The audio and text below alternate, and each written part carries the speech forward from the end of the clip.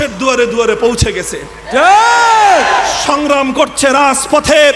মানবতার সেবা নিয়ে যাচ্ছে সেবার ময়দানে, রাতের অন্ধকারে তাহাজ্জুদের জায়নামাজে দাঁড়িয়ে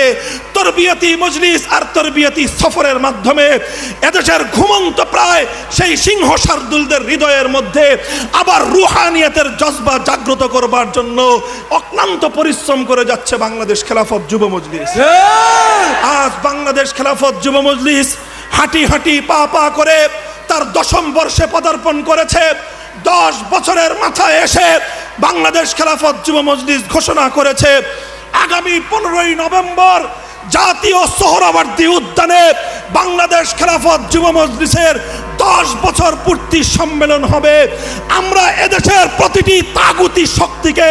সেই 15ই নভেম্বর পয়গাম দিয়ে দিতে চাই, এদেশে ইসলামের বিরোধিতা করে কোনো রাজনীতি করতে দেওয়া হবে